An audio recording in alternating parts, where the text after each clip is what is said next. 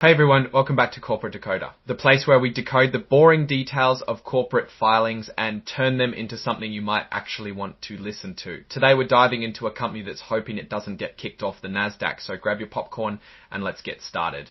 This filing is all about how Expion360, a company that makes stuff for RVs and boats, is in danger of being delisted from the Nasdaq stock exchange. That means their stock price has been too low for too long, and Nasdaq is threatening to remove them.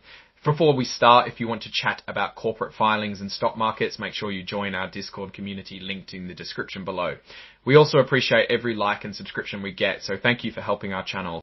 Okay, so the main issue is that Expion360's stock price has been below $1 for 30 days straight. Nasdaq has a rule that if a company's stock stays that low for too long, they get a warning, and if things don't improve, they get delisted. Delisting basically means their stock will no longer be traded on the Nasdaq exchange, which is a bad look for any company. Expion360 received what's called a staff determination from Nasdaq, which is basically a formal no saying, hey, your stock is too cheap, and we're thinking about kicking you off the exchange. When this happens, companies can appeal this decision and ask for a hearing. Expion360 is doing just that, which means they're asking for a chance to explain themselves and present a plan to get their stock price back up. This request puts a temporary hold on any delisting, so their stock continues to trade on the Nasdaq while they wait for the hearing. At the hearing, they'll have to convince Nasdaq that they have a solid plan to get their stock price above $1 again. If they can't convince Nasdaq, their stock could be delisted. This can make it harder for investors to buy and sell their stock, and it can also damage the company's reputation, which then makes it even more difficult to gain compliance.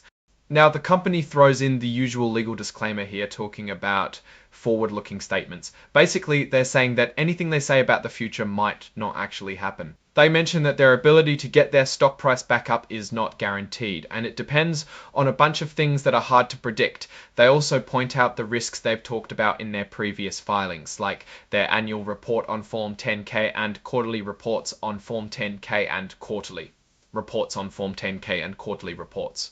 Investors who want the complete picture should read the entire report so they know about the risks and uncertainties facing the business. So what's my take on all this? Well, Expion360 is in a tough spot. Their stock price is low and they're facing the threat of being delisted from the Nasdaq. Getting delisted can make it harder to attract investors and raise money, which is never good. They're trying to convince Nasdaq that they have a plan to turn things around, but there's no guarantee it'll work. The company is hoping that its arguments will be enough to satisfy the Nasdaq and avoid ejection, but if it doesn't happen, that doesn't mean that the business is doomed, even though it might look like it. There is a risk that some investors and potential partners are going to shy away from them because of the delisting threat, even if the company's actual business operations are still strong. So I'd say keep an eye on Expion360. This is just something worth keeping on your radar. Alright, that's our quick dive into Expion360 listing trouble. What do you think about their chances of staying on the Nasdaq? Do you see a turnaround in their future? Let me know in the comments.